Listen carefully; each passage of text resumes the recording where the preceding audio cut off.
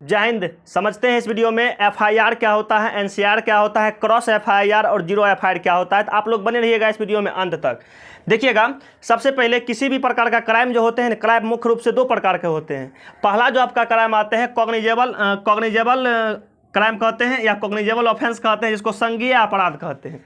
देखिए, संज्ञेय अपराधों का मतलब संज्ञेय अपराध ऐसा अपराध होता है कि जिस अपराध के तहत पुलिस बिना वारंट के गिरफ्तार कर सकते हैं, उसको क्या कहते हैं, कॉग्निजेबल ऑफेंस कहा जाता है, कॉग्निजेबल अपराध कहा जाता है। जैसे आपका हत्या हो गया, डकैती हो गया, लूट हो गया, अपहरण हो गया, बलात्कार, रेप हो गया, ये सब जो है ये सब कॉग्निजेबल ऑफेंस में आता है, यानी कि संज्ञेय अपराध में आता है।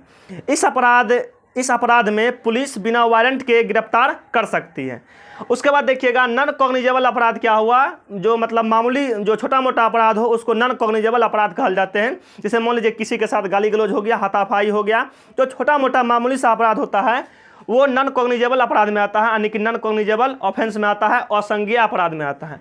असंज्ञेय अपराध में पुलिस आपको बिना वारंट के गिरफ्तार नहीं कर सकती है, ठीक ना है। तो देखिएगा, कॉग्निजेबल ऑफेंस यानी कि संज्ञेय अपराध की सूचना जब थाना में दर्ज कराने के लिए जाते हैं तो उसी को एफआईआर कहते हैं। एफआईआर का मतलब होता है फर्स्ट इन्फॉर्मेशन रिपोर्ट।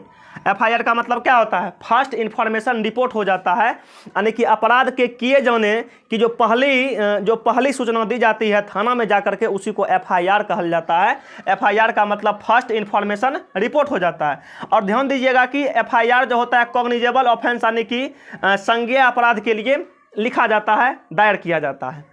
उसके बाद देखिएगा, नॉन कॉग्निजेबल रिपोर्ट क्या होता है। नॉन कॉग्निजेबल रिपोर्ट का मतलब हुआ कि कोई क्या कहते हैं, नॉन कॉग्निजेबल मामला है, कोई नॉन कॉग्निजेबल ऑफेंस है, यानी कि असंज्ञेय मामला है, तो वहाँ जा करके उसका जो रिपोर्ट दर्ज करेंगे तो उसको कहेंगे एनसीआर। शॉर्ट में इसी को सरह कहते हैं, ठीक ना है। अब देखिएगा इसका प्रयोग कहाँ कहाँ करते हैं। जैसे मान लीजिए कि आपका कहीं मोबाइल गुम हो गया, मोबाइल कहीं आपका खो गया, मोबाइल में आपका सिम कार्ड लगा रहता है, हो सकता है कि आपके मोबाइल में जो सिम कार्ड लगा हुआ है उसका कहीं मिसयूज हो सकता है।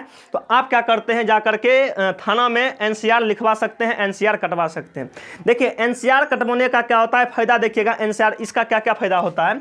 एनसीआर का कुछ फ़ायदा होता है। जैसे पहला फ़ायदा आपका ये होता है कि मान लीजिए आपका कोई सामान खो गया, जैसे मोबाइल खो गया है, उसमें सिम लगा हुआ है, मान लीजिए आपका एटीएम मतलब डेबिट कार्ड या क्रेडिट कार्ड खो गया है, यदि उससे मिसयूज होता है, आप मिसयूज से बचने मतलब मिसयूज यदि मान लीजिए उससे हो जाएगा, तो उससे बचाव के लिए आप क्या करते हैं, एनसीआर एनसीआर के तौर पर आप अपना बचाव कर सकते हैं, ठीक है ना। एनसीआर के तौर पर आप लोग अपना बचाव कर सकते हैं।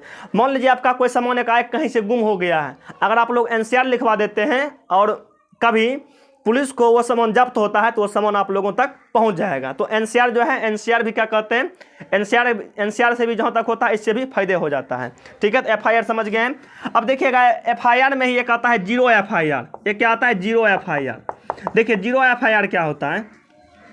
जीरो एफआईआर का मतलब हुआ कि जिस थाना क्षेत्र के अंतर्गत, मान लीजिए कि जिस थाना क्षेत्र के अंतर्गत कोई अपराध हुआ है, ठीक ना, अपराध हुआ है, और उसके बाहरी के थाना में जाकर के जब एफआईआर दर्ज कराया जाता है तो उसको जीरो एफआईआर कहा जाता है। उसको क्या कहा जाता है, जीरो एफआईआर कहा जाता है। जैसे मान लीजिए दिल्ली में कोई अपराध किया, मतलब दिल्ली में कोई क्या हो गया, अपराध हो गया, और उसकी सूचना मान लीजिए हम बम्बई के थाना में जाकर के लिखाएंगे तो वहाँ दर्ज होगा कौन सा एफआईआर, वहाँ क्या कहते हैं, जीरो एफआईआर दर्ज हो जाएगा। जीरो एफआईआर का मतलब हुआ कि जिस थाना क्षेत्र के अंतर्गत मामला हुआ है उस थाना में ना लिखा करके जब दूसरा थाना में एफआईआर को दर्ज किया जाता है तो उसको जीरो एफआईआर कहा जाता है। उसको क्या कहा जाता है, जीरो एफआईआर कहा जाता है।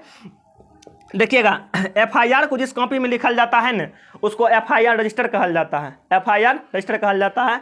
और एफआईआर जब दर्ज किया जाता है तो एफआईआर के दर्ज करने के बाद थाना के जो पदाधिकारी होते हैं वो जाते हैं, ठीक है, सूचना प्राप्त करके एगो डायरी में लिखते हैं जिसको चार्जशीट कहते हैं, और वो चार्जशीट जो होता है, चार्जशीट को जाकर के फिर कोर्ट में डाला जाता है। उसके बाद सीआरपीसी के तहत क्या होता है, उस पर मतलब सीआरपीसी के तहत क्या होता है, उस पर कार्य होता है। तो जीरो एफआईआर हो गया। एक समझते हैं क्रॉस एफआईआर क्या होता है। क्रॉस एफआईआर देखिए, क्रॉस एफआईआर का मतलब क्या हुआ, जब एक्के गो विवाद पर दोनों पार्टी की तरफ से एक दूसरे पर एफआईआर किया जाता है तो उसको क्रॉस एफआईआर कहते हैं। जैसे मान लीजिए एगो पार्टी ए है और एगो पार्टी बी है, और किसी मामला पर मान लीजिए दोनों में मारपीट हो गया, ठीक है ना, दोनों में मारपीट हो गया, और ए कर दिया, मतलब ए जो है न, ए क्या कहते हैं, बी पर एफआईआर कर दिया, और बी क्या किया, ए पर एफआईआर कर दिया। तो ए जो बी पर एफआईआर किया, उसके बदला में बी जो ए पर कर दिया एफआईआर, इसी को क्रॉस एफआईआर कहते हैं। क्रॉस एफआईआर का भी फायदा होता है। क्रॉस एफआईआर से पहला फायदा ये होता है कि क्रॉस एफआईआर करने से अगला पार्टी पर दबाव बनता है। जो पार्टी आप पर एफआईआर किया हुआ रहता है उस पर क्या बनता है, दबाव बन जाता है। और दूसरा बेनिफिट ये होता है कि अगला पार्टी, ठीक ना है, अगला पार्टी चाहे तो पार्टनरशिप करके, समझौता करके एफआईआर को वापस ले सकता है। तो समझ गए होंगे एफआईआर क्या होता है, जीरो एफआईआर क्या होता है, क्रॉस एफआईआर क्या होता है, एनसीआर क्या होता है। चलिए इस वीडियो में इतना तक रहने देते हैं, मिलते हैं नेक्स्ट वीडियो में बहुत ही जल्द। जय हिंद।